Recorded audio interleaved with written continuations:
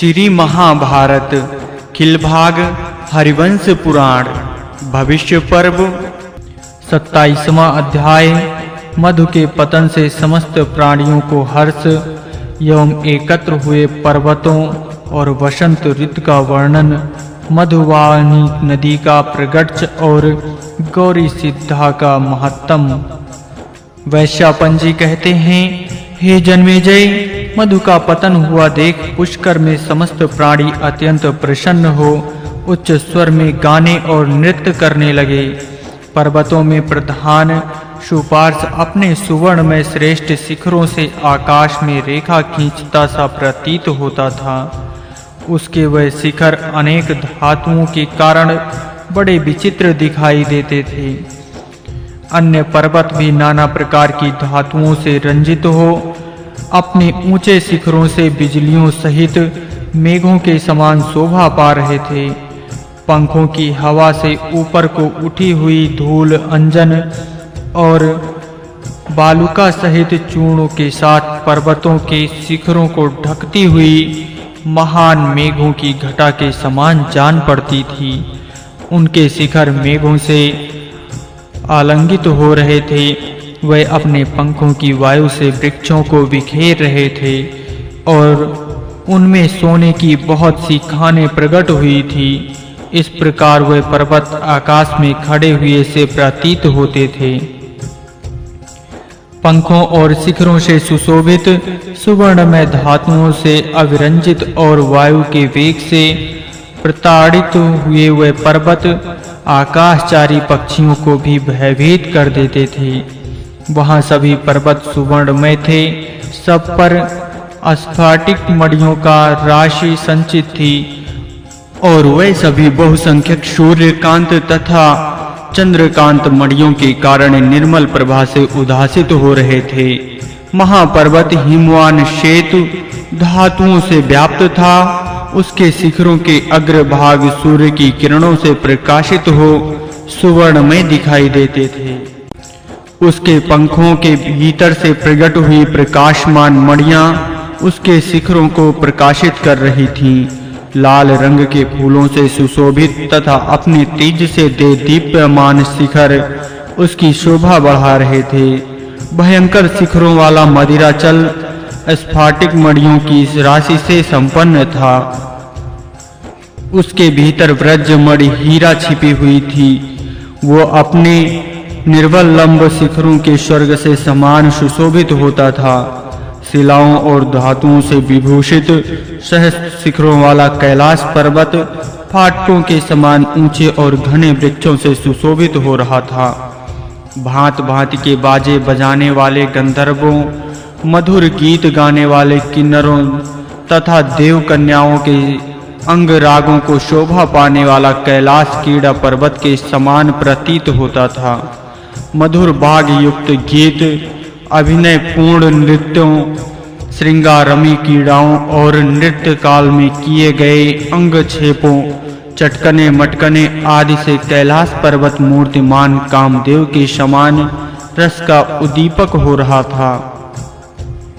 कटे हुए कोयलों की राशि के समान काले और सूर्य की किरणों से प्रकाशित शिखरों से युक्त विंध्य पर्वत नील मेघ के समान श्याम कांति धारण किए खंडित हुए मेघ के समान प्रतीत होता था।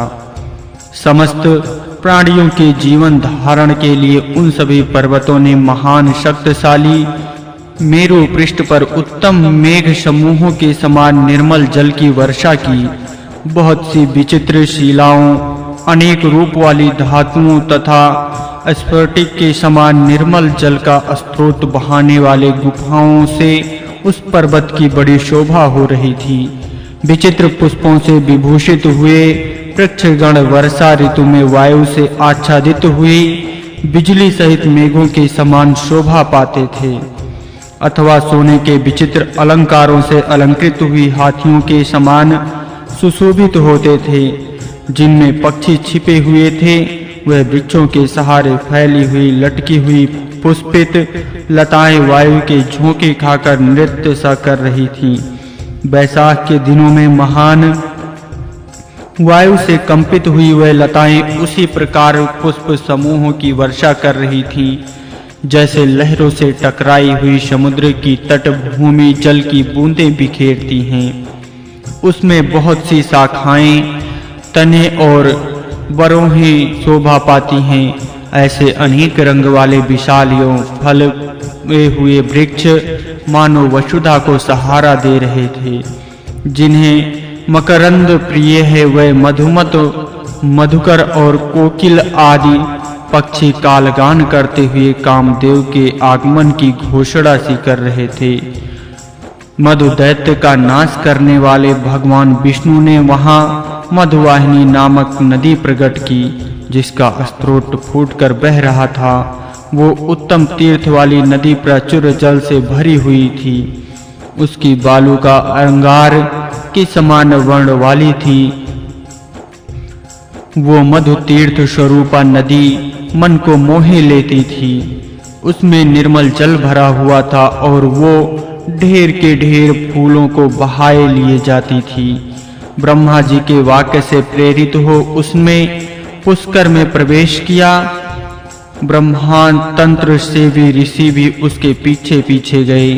तदनंतर विशाल यज्ञ चालू होने पर ब्रह्मा जी के कहने से पृथ्वी गाय का रूप धारण करके वहां मधुर दूध की धारा बहाने लगी। उस दूध से जो सरोवर परिपूर्ण हुआ वो पृथ्वी स्वरूप है। वही प्राणी समुदाय को धारण करने के लिए भूतल पर आकर प्रतिष्ठित हुआ। वो अपने परम अद्भुत शुद्ध शाश्वत स्वरूप को भी धारण करता है। सरस्वती को प्रकट हुआ वो दुख एवं अंधकार का नाश करने वाला पूर्ण तीर्थ मरु तीर्थ को लांघकर ब्रह्मा जी के क्षेत्र भूत पुष्कर तीर्थ में फैला हुआ है। परम मनोहर रूप वाली धर्मज्ञा अजन्मा सरस्वती माया रूप से उस तीर्थ के शोभोपर्ण में दिव्य रूप को ढके रहती है। आलोचना युक्त चित्त से ही उसके यथार्थ स्वरूप चिन्मय ब्रह्म का साक्षात्कार होता है। वहां एक महान पर्वत प्रकट हुआ जो स्वाभाविक सुगंध से युक्त एवं उन्मत्त है। उसका द्वार बहुत विशाल है तथा गुण ही उसके प्राण हैं अथवा गुरु ही उसका अहंकारी रूपी पर्वत पर चढ़ने के लिए द्वार है। गुरु के उपदेश से ही उसके तत्व का ज्ञान होता है। तीनों गुण ही उसके जीवन हैं। वो अनादि होने के कारण सनातन कहा गया है। सिद्ध पुरुष भी उसका सेवन करते हैं। फिर मूढ़ों की तो बात ही क्या है।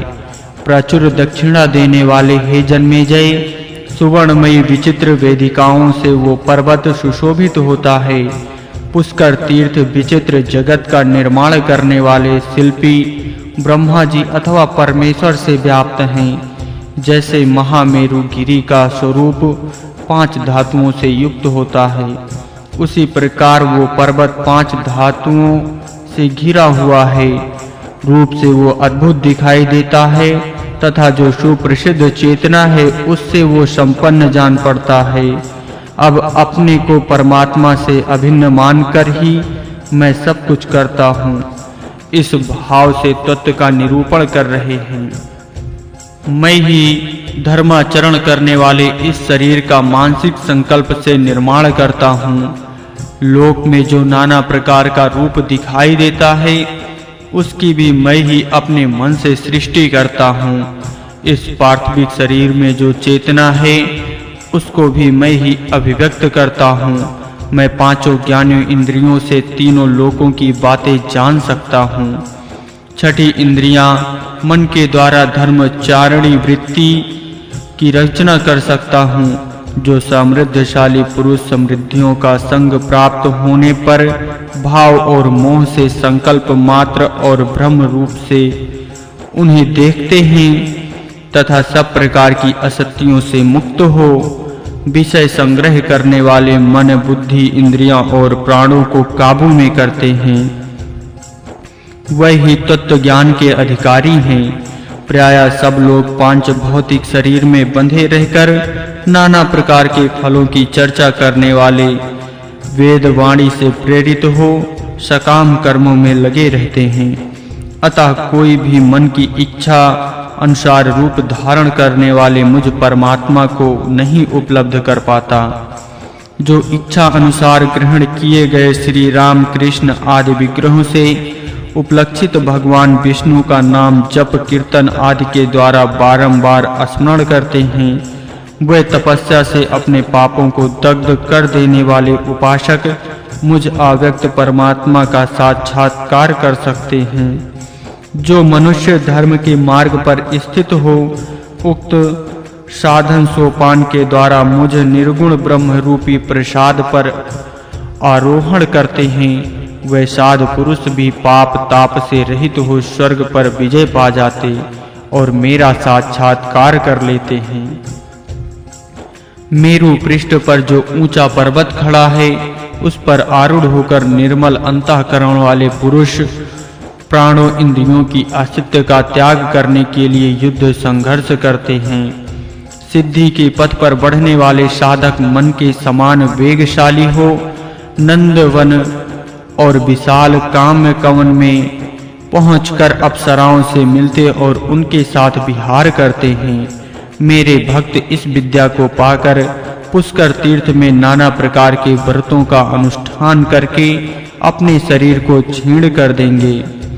वह मनुष्य सिद्धि पाकर नाना प्रकार की कामनाओं से संपन्न हो क्रमशः ऊपर उठते और आनंद पूर्वक इहलोक तथा परलोक में घूमते फिरते हैं। जब एकाग्रचित योगी तपस्या से प्राप्त हुए पूर्वोक्त प्रभाव को दिखाते हैं, तब विद्या शास्त्र और आचार्य के उपदेश से प्राप्त हुए ज्ञान से सिद्धि हुई गौरी देवी दर्शन देती हैं, जो तीनों लोकों में सिद्धा के नाम से विख्यात है। कर्मांग ब्रह्म और अभ्यंतर वेद से भगवान मूर्ति के दो प्रतीक विराट सूत्र आत्मा और अंतर्यामी, ये सब मिलकर छह ज्ञान विसंधियां संयम के स्थान है। इनका जो संपूर्ण रूप से अनुभव है, उससे कामना का अभाव हो जाने के कारण साधकों को अक्षीण योग्य कर्म प्राप्त होते हैं, जो किसी भी कार्य का आरंभ नहीं करते और पांच भौतिक बंधनों से मुक्त हो जाते हैं। जैसे यहाँ कोई अपराधी राजा को सहस्त्र गुना देकर उस करदान के फल को राजा की प्रसन्नता पाकर उस अपराध से मुक्त हो जाता है, उसी प्रकार धर्मज्ञ पुरुष सर्वत्र ही असकुंचित भाव से ब्राह्मणों का सम्मान और शुद्ध भाव से निष्काम कर्म का अनुष्ठान एवं दान करके अपने समस्त पूर्वजों के साथ ब्रह्मलोक को जाकर अत्यंतिक दुख का निवारण करने वाले अक्षय फल को प्राप्त कर लेते हैं। जिन यजमानों और ऋतुजों का ब्राह्मणों से भरे हुए यज्ञ में सानिध्य है, यज्ञांग देवता आदि में चित्त की एकाग्रता है, वे यजमान आदि बारंबार बहुत से यज्ञों में अभर्त स्नान करके पुनः पूर्वोक्त फल प्राप्त कर लेते हैं। हे राजन, तुम दान और यज्ञ की संपत्ति को जैसे मेरे सामने स्थित समझते हो, उसी प्रकार पूर्वोक्त गौरी ब्रह्म विद्या को भी यदि तुम मुझ तपोधन के समीप मेरे सम्मुख उपस्थित मानते हो, तो अब से ऐसा ना मानना, क्योंकि वे गौरी देवी संपूर्ण प्राणियों पर अनुग्रह करने के लिए मन से निरंतर धर्म का आचरण करती हैं। ये ब्रह्म संपत्ति को परिमित है, परंतु वे आंतरिक ज्ञान संपत्ति होने के कारण अनंत हैं। यह आत्मा अबाधित सत्य है, परंतु विद्या रहित पुरुष से बहुत दूर हो जाता है, इसमें संशय नहीं है। निष्काम धर्म का आचरण करने वाले पुरुष के द्वारा आचरित हुआ धर्म कभी निष्फल नहीं होता। अतः धर्म से भी शुद्ध चित्त के द्वारा आत्म तत्व का साक्षात्कार हो सकता है। इस प्रकार श्री महाभारत के खिल भाग हरिवंश के अंतर्गत भविष्य पर्व में पुष्कर प्रादुर्भाव विषयक 27वां अध्याय पूरा हुआ।